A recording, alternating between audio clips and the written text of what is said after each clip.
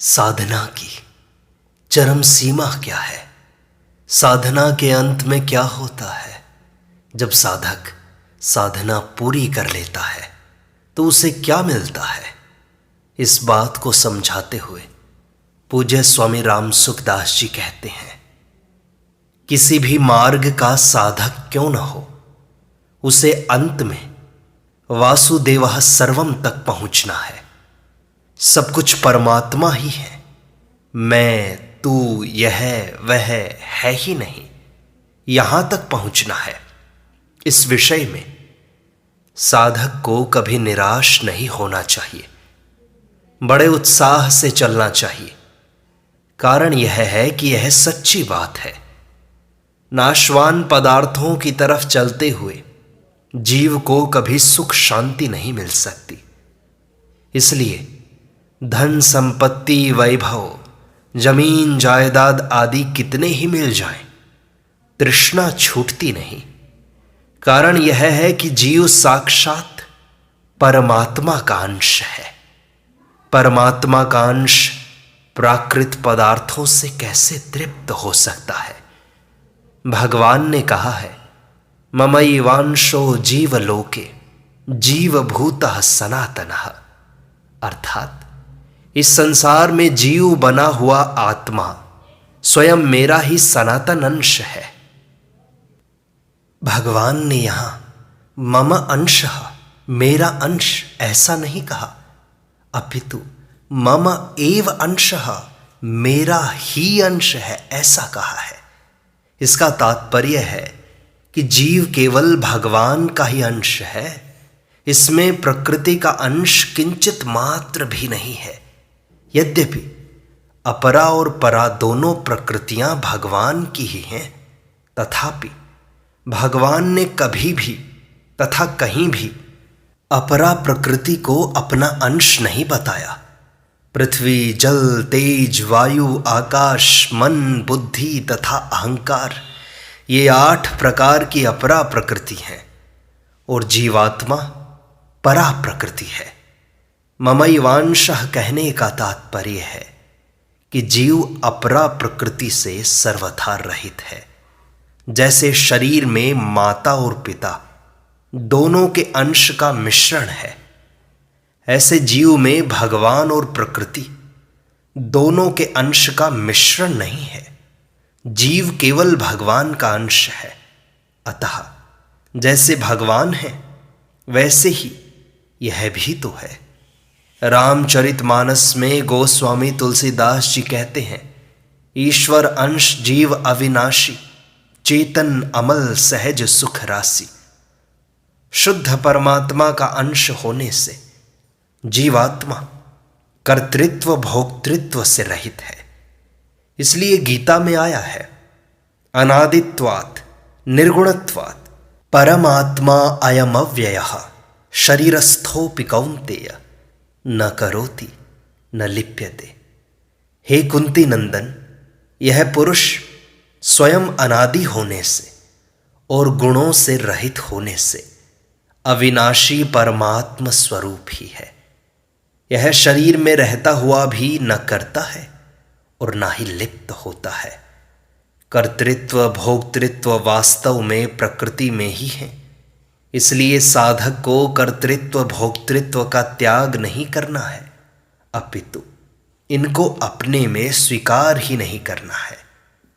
वास्तव में शरीर में रहता हुआ भी स्वयं कभी कर्ता भोक्ता बना ही नहीं, कभी बनेगा ही नहीं, कभी बन सकता ही नहीं।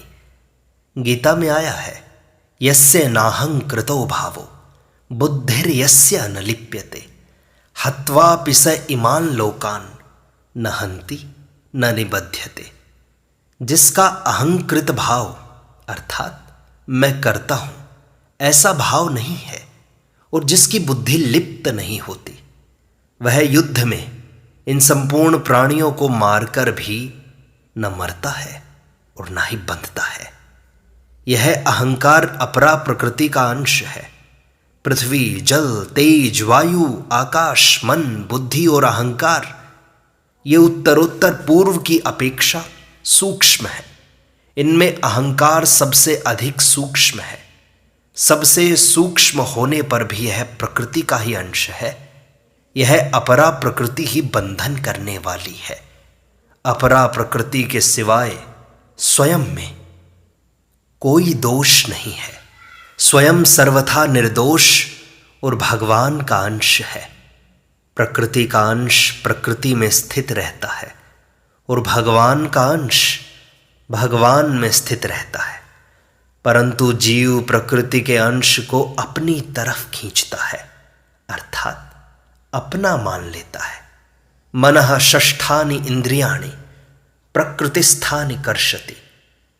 प्रकृति ईमानदार है कि अपने में ही स्थित रहती है, पर हम भूल से प्रकृति में स्थित स्थूल सूक्ष्म कारण शरीर को अपना मान लेते हैं और बंध जाते हैं। स्थूल शरीर से होने वाली क्रियाएं, सूक्ष्म शरीर से होने वाला चिंतन और कारण शरीर से होने वाली समाधि, ये सब प्रकृति में ही है। हम स्वयं प्रकृति से अतीत हैं। गुणातीतः स उच्यते। हम स्वयं साक्षात भगवान के हैं।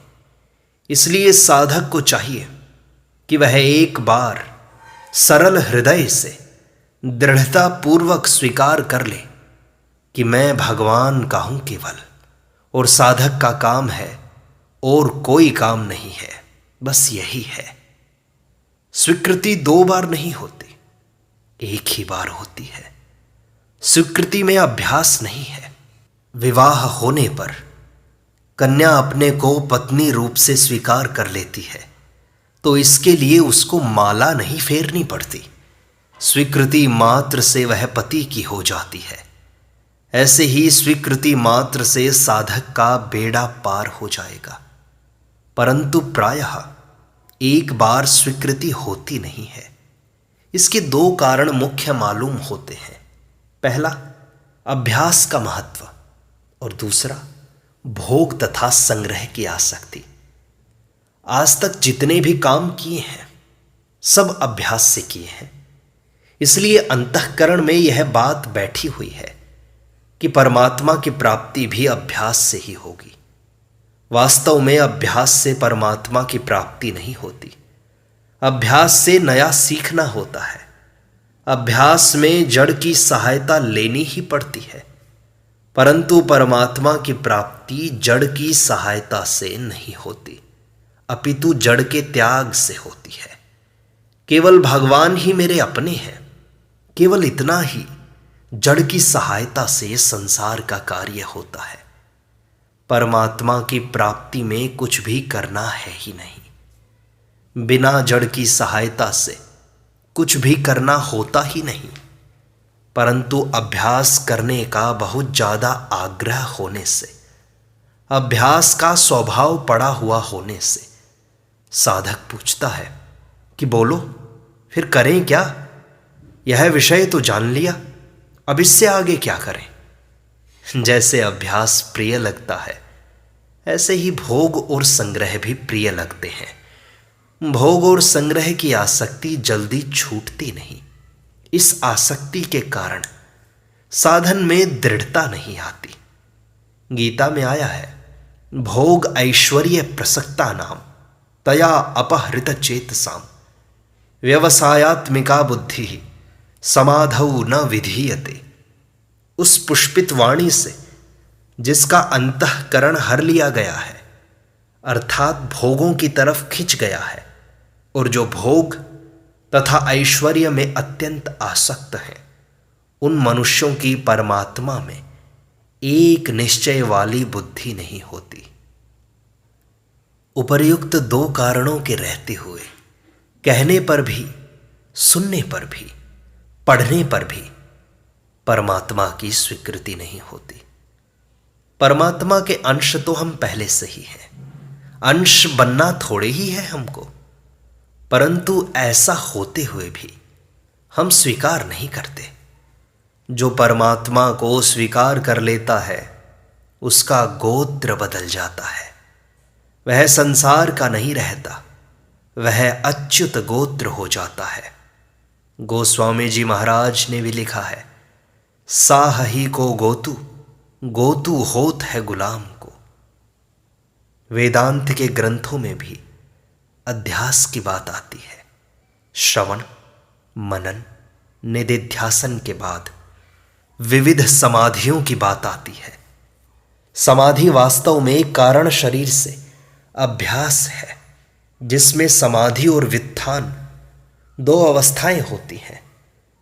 परमात्मा को प्राप्त होने के बाद फिर व्युत्थान नहीं होता, सदा भवति तन्मयः, फिर साधक उसी में लीन हो जाता है। यह है साधना की परम अवस्था। पातंजल योग दर्शन में अभ्यास का लक्षण बताया है, तत्र स्थितौ यत्नोऽभ्यासः, अर्थात चित्त की स्थिरता के लिए प्रयत्न करना, बार बार चेष्टा करना अभ्यास है। भगवान को एक बार स्वीकार करने का तात्पर्य है कि इसमें अभ्यास नहीं है। एक बार भी इसलिए कहना है कि हमने अपने आप को संसारी मान रखा है, इसलिए एक बार कह दें कि मैं संसारी नहीं हूं, मैं तो केवल भगवान का हूं और केवल भगवान ही मेरे अपने हैं। स्त्री, पुरुष, ब्राह्मण, क्षत्रिय, वैश्य, शूद्र आदि कोई भी जीव क्यों न हो, वह खास परमात्मा का अंश है।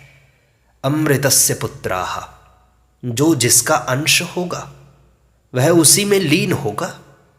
जैसे जल का अंश जल में ही लीन होगा, पृथ्वी का अंश पृथ्वी में ही लीन होगा, ऐसे ही परमात्मा का अंश परमात्मा में ही लीन होगा। परमात्मा में लीन होने पर फिर एक परमात्मा ही रहेंगे। वासुदेवः सर्वम, यह है साधना की अंतिम स्थिति। यहां वासुदेवः शब्द पुल्लिंग में होने से वासुदेवः सर्वः कहना चाहिए था, परंतु यहां सर्वः की जगह सर्वम कहा है, जो नपुंसक लिंग में है।